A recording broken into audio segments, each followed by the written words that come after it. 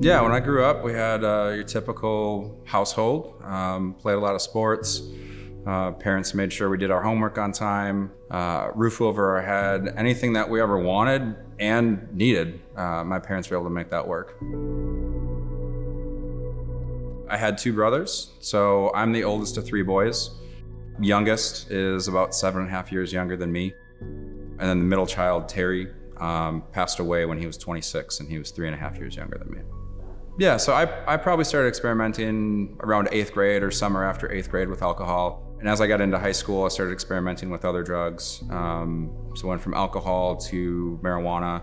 And then from there, I really loved marijuana. That was one of my favorite things. And then it was just pretty much whenever there was something around, I was doing it.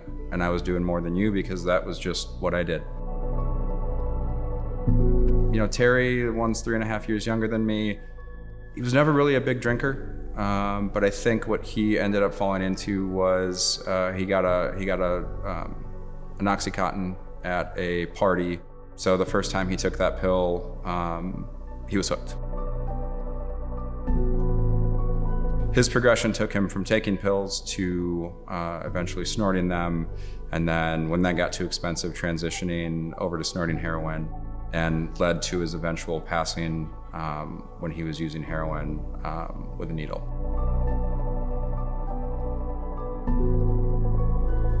It's sad thinking about his last breath by himself. Like, did he know? That's what my head goes to. Did he know that was his last breath? And that's a painful thing to think about. I, at that point, wasn't doing anything but drinking. And once the anger subsided and some of the embarrassment subsided, I felt like we had to do something more as a family, because there had to be other people out there like us that lived in nice neighborhoods with everything that we could have ever wanted and needed in life, and that they weren't talking about it. And so we started a golf outing in my brother's name to raise money and awareness at that point to the opioid epidemic. And it got way bigger than we ever thought. Our goal the first year was to raise $5,000, and we raised 14.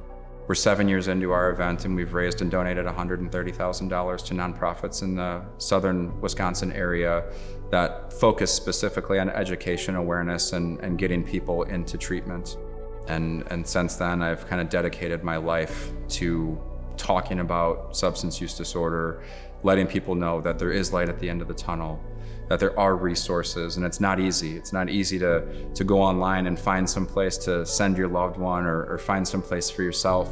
But we feel like we do a really good job in our little community, and people know who we are, and people reach out when they need help. You know, there was a lot of self-sabotage after my brother had passed away. My now wife was my girlfriend at the time, and I was doing everything I can to separate myself from her and my close friends, because at that point, honestly, I wanted to die. I felt like it was my fault. I was the older brother. I knew he was using. I didn't get him to stop. And so, you know, the golf outing helped, but, you know, I'd still be drinking at the golf outing, or I'd still go out on the weekends. And thankfully for myself, I have a lot of people in my life that would see me with a beer and be like, dude, what are you doing? You said you quit drinking.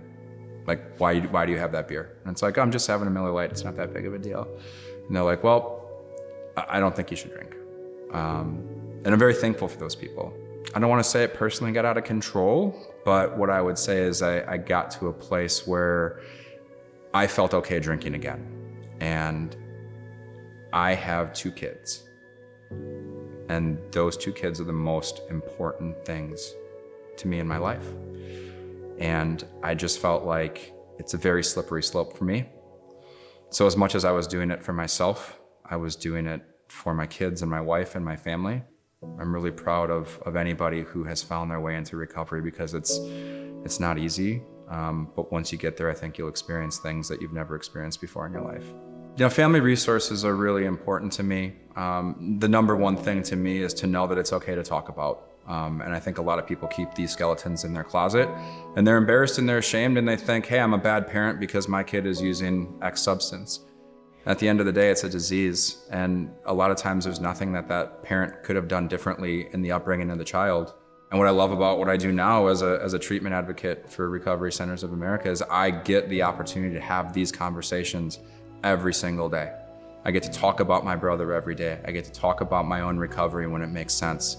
And one of the things I like doing more than anything is giving people free resources. And I think we do a really great job here of promoting free things for people where they can learn and understand not only about the addiction, but things that they can do as a family to help that individual. I'm eating, sleeping, living, breathing. When the phone rings, I answer it. And it gives me an opportunity to give back. And that is really important to me and has helped me stay in recovery, I think. If someone in your family is struggling, the biggest bit of advice that I could give to that person is to tell somebody, tell anybody. Tell your mom, tell your dad, tell your brother, tell your cousin, tell your priest, tell your physician. Like, getting that out of the closet and having that initial conversation is the most challenging and difficult thing, I think, in the beginning.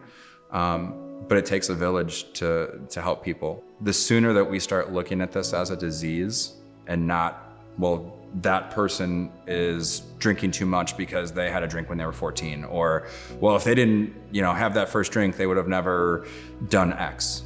Okay, great. That's your opinion, but it's a disease. And so the more people that know, the more people can help. And if you're in the Wisconsin area, you just call me. Call my cell phone 24 hours a day, and I will be there to help.